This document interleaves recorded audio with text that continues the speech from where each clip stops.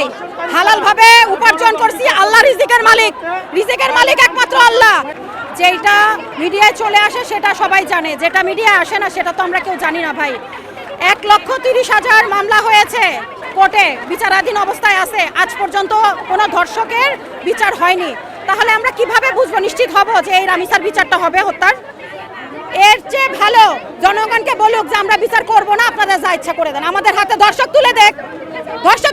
জনতার, যেহেতু গণতান্ত্রিক দেশ, জনতার আদালতে রাজপথে বিচার হয়ে যাবে, জনগণ করে দিবে। প্রশাসনের প্রতি আস্থা বাড়াতে হলে ধর্ষকদের ফাঁসি দিতে হবে প্রকাশ্যে। 48 ঘন্টার আলটিমেটাম দেওয়া হয়েছে।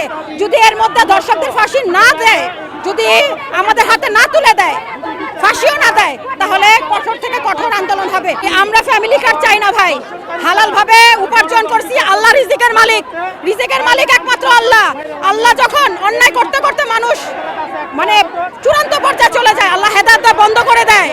আল্লাহ হেদায়েত যখন বন্ধ করে দেয়, মানুষের মধ্যে আর মানুষ থাকে না, তখন নর পশু বাস করে।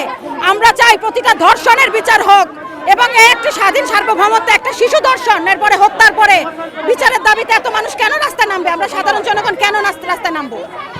এটা তো সরকারি ভাবে, যেহেতু তারা নারী বান্ধব, যেহেতু তারা নারীদের নিয়ে কাজ করবে সরকার, তারা নিজেরাই তো বিচারটা করে ফেলবে।